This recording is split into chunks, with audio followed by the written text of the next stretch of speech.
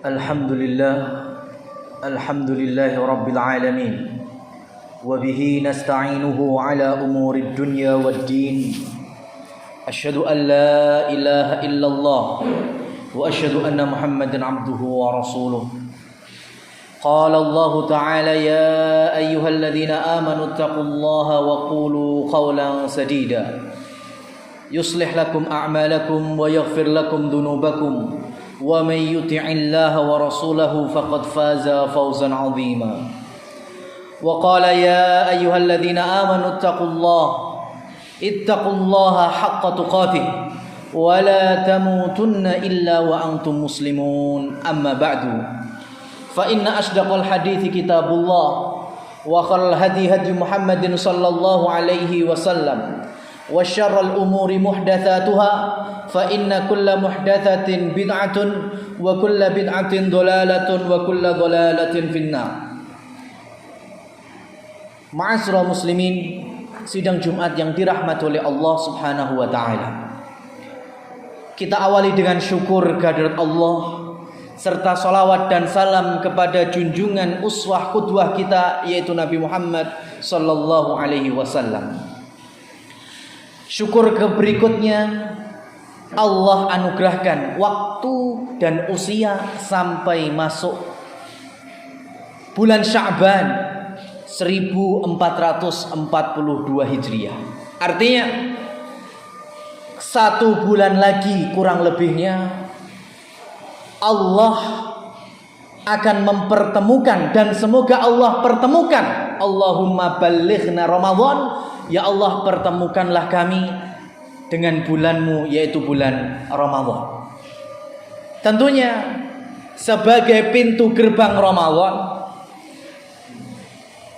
berdasarkan bab yang ada di dalam kitab Sahih Bukhari, disebutkan di dalamnya al-ilmu qabla al-qaul wal amal.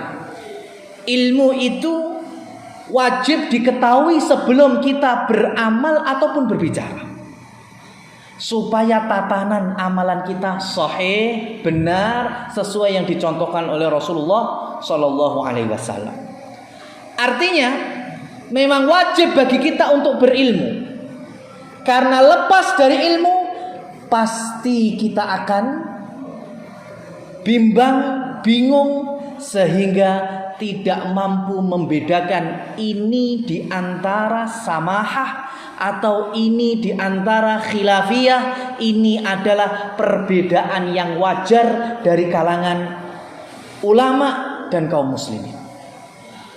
Kami akan berikan contohnya perbedaan-perbedaan yang itu lazim di kalangan kaum muslimin, tapi menjadi buah bibir, bahkan menjadi perpecahan yang dahsyat, sampai seakan-akan antar kita bukan saudara lagi. Contohnya kaum muslimin yang dirahmati oleh Allah, ketika kita ingin tidur, kondisi capek, kita tahu sebisa mungkin istiqomah untuk sholat malam, setidaknya witir serakaat. Maka sebelum tidur kita sholat witir. Ternyata setengah jam sebelum subuh kita bangun, mas, dan gak bisa tidur lagi. Akhirnya bimbang, kita bingung. Kalau saya sholat tahajud, saya witir lagi apa enggak ya? Akhirnya enggak butuh witir lagi, enggak boleh witir lagi. Kenapa? Karena hadis Rasul sallallahu alaihi wasallam, ij'alu akhiru salatikum bilail al-witr. Jadikan witir salat penutup ibadah malam kalian. Ini hadisnya sahih. Berarti saya sudah witir. Berarti saya enggak perlu witir lagi. Ya. Kemudian datang lagi pendapat yang lain, gak bisa. Yang namanya sholat malam harus ditutup dengan witir. Kenapa? Karena ada hadis sahihnya juga. Ya, jadikan bahwasanya penutup sholat malam adalah witir. Maka pendapat yang pertama nggak mau kalah. Mas, saya sudah witir, kemudian saya tahajud lagi, witir lagi. Bagaimana kedudukan hadis la witroni fil lail? Tidak ada 2 witir dalam semalam. Ribut Mas Takhir. Padahal ini semuanya ada di dalam fikih Islam.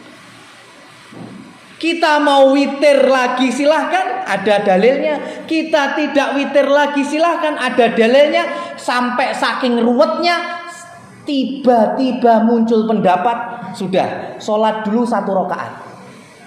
Niatnya menggenapi witir yang tadi. Entah tadi 1 rakaat, entah tadi 3 rakaat. Dengan kita nambah 1 rakaat berarti genep. Baru genep baru kita sholat tahajud lagi, baru kemudian nanti witir lagi. Tidak ada satupun dalil yang berbicara demikian, Mas. Sehingga kaum muslimin akhirnya bingung. Di Ramadan juga bingung. Ya, enaknya bagaimana? Saya witir lagi atau tidak? Ya, saya tadi sudah taraweh sama imam, kemudian saya pengen witir lagi apa tidak? Witir bareng imam di sholat taraweh itu sudah ditulis ibadah semalam suntuk. Merupakan kesalahan kaum muslimin jamaah yang dirahmati oleh Allah. Ketika taraweh di belakang imam, waktunya witir malah kabur pulang ke rumah dengan niat nanti witir sendiri nanti malam. Ini malah yang tidak dicontohkan. Sholat taraweh plus witir bersama imam itu sudah tercatat ibadah semalam suntuk. Jamaah Jumat yang dirahmati Allah Subhanahu wa taala. Pasukan kaum muslimin mau perang, mau jihad, menaklukkan Bani Quraidah. Kemudian berangkat selepas duhur. Rasulullah bersabda, la yusalliyanna ahadun al-asra illa fi Bani Quraidah. Tidak ada sholat asar bagi kalian kecuali di Bani Quraidah. Bani Quraidah yaitu tempat yang nanti kaum muslimin menaklukkan. Maka berangkatlah seluruh para sahabat yang ikut. Ketika masuk waktu sholat asar, maka para sahabat terpecah menjadi 2. Yang pertama, mereka yang sholat asar di tengah perjalanan. Mereka punya dalil apa? Afdalul a'mal as-salatu ala waktiha. Sebaik-baik amal adalah sholat tepat pada waktunya. Ini sudah manjing asar, berarti kita harus sholat asar. Kubu yang kedua bilang, enggak, Rasul sudah berpesan, jangan sholat asar kecuali sampai di Bani Quraidah. Sehingga ketika rombongan yang kedua sampai di Bani Quraidah dan sudah manjing sholat maghrib, mereka baru sholat asar, baru kemudian sholat maghrib. Sekarang siapa yang berani menyalahkan para sahabat? Apakah ini kemungkaran? Kalau kemungkaran, maka Rasulullah pasti marah. Tapi ternyata Rasulullah menyenyumi keduanya. Rasulullah senyum. Rasul tidak menyalahkan yang sholat asar di pertengahan jalan. Kenapa? Karena mereka berdalil sholat tepat pada waktunya. Yang sholat sudah lewat waktu asar di Bani Quraidah, Rasul juga tidak salahkan. Kenapa? Karena mereka sesuai dengan perintah Rasulullah. Ini kalau kita beragama di atas ilmu. Tidak hanya katanya ini, katanya itu, tapi kita betul-betul faham berdasarkan ilmiah Quran, ilmiah hadis sesuai dengan pemahaman para sahabat. Ma'asyiral muslimin, jamaah yang dirahmati Allah Subhanahu wa taala. Ada seorang sahabat yang memiliki perbedaan dari seluruh sekian banyak para sahabat. Bernama Zaid bin Thabit, seorang yang digadang-gadang oleh Rasulullah dengan sabdanya, afraduna Zaid, sahabat yang paham ilmu waris itu Zaid. Kemudian ada seorang sahabat yang bernama Abdullah ibnu Abbas yang didoakan oleh Rasulullah, Allahumma alimhu ta'wil wa faqihu fiddin. Ya Allah, pahamkan dia ilmu tafsir, yaitu tafsir Quran, dan pahamkan dia ilmu agama, ilmu tafsir mimpi dan lain seterusnya. Maka Zaid bin Sabit ahli ilmu faraid, ilmu waris. Abdullah ibnu Abbas faham Al-Quran. Ilmu waris dasarnya Al-Quran. Maka ketika ada permasalahan semacam ini, Mas, ketika istri meninggal, memiliki 2 saudari, meninggalkan suami tanpa anak, maka jatahnya suami adalah setengah, jatahnya 2 saudari adalah 2/3. Ini yang ada di dalam An-Nisa ayat 12-13-nya. 11, 12 dan 13. Nah, permasalahannya adalah ketika kasus ini terjadi, ya, ketika kasus ini terjadi mesti nggak bakal nyambung, Mas. Ada perempuan berstatus istri wafat tanpa punya anak. Maka ketika ngitung warisan, suaminya kemudian ngambil bagiannya, yaitu separuh. 2 saudari perempuannya mesti ribut. Mas, kok awakmu njaluk separuh? Lek awakmu njaluk separuh berarti sisa separuh. Padahal jatah kami berdua 2/3. Tapi kalau saudara perempuan yang ngambil duluan jatahnya, ngambil 2/3, si suami juga ribut. Sebentar iparku, kalian ngambil jatah kalian 2/3, berarti kalong setelong. Padahal jatahku separuh. Bingung kan? Nggak ketemu. Maka di dalam ilmu warisnya Zaid bin Sabit memasukkan dalam ilmu faraidnya sahmun wahmi, yaitu seakan-akan ada pihak ketiga atau pihak yang lainnya untuk memudahkan perhitungan. Maka Abdullah ibnu Abbas radhiyallahu anhu melihat Zaid melakukan tindak demikian, tinggal bertanya, Zaid, di Quran ayat berapa kamu menemukan ilmu seperti itu? Berbeda. Ya, bahkan ketika jatahnya ayah atau ibu, ya, ketika si mayit punya anak dan masih punya saudara-saudara, dapat jatah 1/6. Ya, tapi kalau nggak punya anak dan nggak punya saudara, minim hanya ada saudara 1, maka naik jatahnya ibu adalah 1/3. Wali ummihis sudus, maka di dalam ayatnya ketika ada ikhwah, maka si ibu turun menjadi dapat 1/6. Zaid ini ilmunya. Abdullah ibnu Abbas tidak terima. Sejak kapan ikhwah dihitung 2 saudara? Padahal ikhwah itu harus lebih dari 2, 3, 4, 5 dan seterusnya. Itu baru terhitung ikhwah. Kok baru 2 kamu sudah ngitung ikhwah dari mana? Ini perbedaan para sahabat di dalam ilmu waris sekalipun.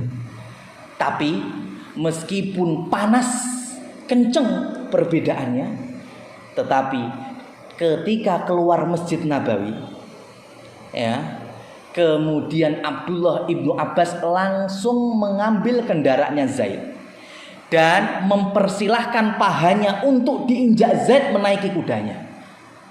Sehingga Zaid pun merasa kagum, merasa dimuliakan, sehingga Zaid meminta tangannya Abdullah ibnu Abbas kemudian dicium. Lihat, di dalam masjid Nabi mereka tadi panas-panasan pendapat, tapi di luar mereka saling menghormati, saling memuliakan. Ini sebetulnya kunci di dalam kita berpecah. Bisa nggak kita panas tapi keluarnya bersatu? Kalau masalah tukaran, Mas, gak usah dipelajari, tukaran gampang, Mas. Tapi ilmu untuk bersatu di atas ilmu, itu yang menjadi PR kita, khususnya kaum muslimin. Aqulu qouli hadza fastaghfirullah li wa lakum wa lisairil muslimina wal muslimat fastaghfiruhu innahu huwal ghafurur rahim.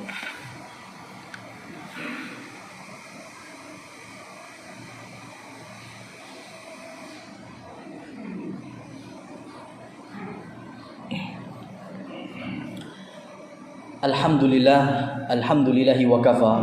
Wassalatu wassalamu ala rasulina al-mustafa. Asyhadu an la ilaha illallah wa asyhadu anna Muhammadan abduhu wa rasuluh, amma ba'd. Jamaah yang dirahmati Allah Subhanahu wa taala. Inilah kesempurnaan Islam.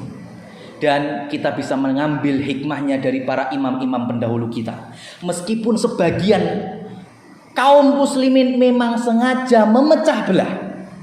Terkadang pertanyaan-pertanyaan yang itu sifatnya perbedaan dibikin panas, dan disitulah nanti kaum muslimin berpecah. Contohnya pelajaran berharga dari Imam Ahmad. Imam Ahmad bin Hambal punya fikih, punya madhab. Orang sholat mimisen batal sholatnya. Harus ambil wudhu lagi, kemudian sholat lagi. Berbeda dengan guru kakek gurunya, yaitu Imam Malik. Imam Malik punya fikih dan punya madhab, sholat mimisen tetap sah sholatnya, tidak perlu ambil wudhu lagi, lanjutkan sholatnya bebas. Maka suatu ketika ada yang mendatangi Imam Ahmad dan bertanya, "Wahai Imam, apa hukumnya saya sholat, saya bermakmum di belakang imam yang mimisen?" Imam Ahmad cerdas. Ya, Imam Ahmad cerdas. Ini tanyanya bukan sembarang tanya, memang ingin ngetes. Kalau Imam Ahmad berada di dalam madhabnya, maka tentunya batal. Imam mimisen, kamu batal, ulangi sholatnya. Tapi Imam Ahmad menjawab dengan jawaban brilian, yaitu bagaimana saya tidak bermakmum di belakang imam sebesar Imam Malik. Bagaimana saya tidak bermakmum di belakang imam semulia Imam Malik. Masya Allah. Inilah panutan. Inilah suri tauladan. Meskipun berbeda di dalam fikihnya, tapi menjaga persatuan umat, tetap tidak asal menyalahkan, tidak asal menerakakan, apalagi sampai kamu muslimin ya, yang ini kamu muslimin yang itu. Berbeda dalam masalah tauhid, dalam masalah akidah. Inilah tauhid, ini syirik, maka hanya ada satu kaidah, al-haqqu wahid la yata'addad. Ya, kebenaran hanya satu, tidak berbilang. Bernazar hanya untuk Allah, bersumpah hanya dengan asma Allah, menyembelih harus dengan nama Allah, menyembelih dengan nama yang lain bangkai, menyembelih dengan roh-roh leluhur bangkai, dan itu merupakan kesyirikan. Beribadah, sholat kita, Jumat kita, puasa kita hanya kepada Allah. Tidak ada puasa untuk wetonnya, tidak ada sholat untuk yang lainnya. Semuanya ini tidak ada perbedaan, hanya ada satu tauhid, yaitu beribadah kepada Allah Subhanahu wa taala. Semoga Allah terima amal ibadah kita, Allah kokohkan iman kita, Allah berikan solusi di setiap permasalahan kita. Allahumma shalli ala Muhammad wa ala ali Muhammad kama shallaita ala Ibrahim wa ala ali Ibrahim innaka Hamidum Majid. Allahumma ighfir lil muslimina wal muslimat walil mu'minina wal mu'minat al ahya'i minhum wal amwat innaka sami'un qaribun mujibud da'wat ya qadiyal hajat. Allahumma ya muqallibal qulub tsabbit qulubana ala dinik wa ya musarrifal qulub sarrif qulubana ila ta'atik. Allahumma a'izzal islam wal muslimin, Allahumma a'izzal islam wal muslimin, Allahumma aslih wulata umurina, Allahumma aslih wulata umurina, Allahumma arfa' hadzal bala, Allahumma arfa' hadzal waba, Allahumma ballighna Ramadan, Allahumma taqabbal du'a. Rabbana atina fid dunya hasanah wa fil akhirati hasanah wa qina adzabannar. Wa sallallahu ala nabiyyina Muhammad wa akhiru da'wana anil hamdulillahi rabbil alamin. Aqimis shalah.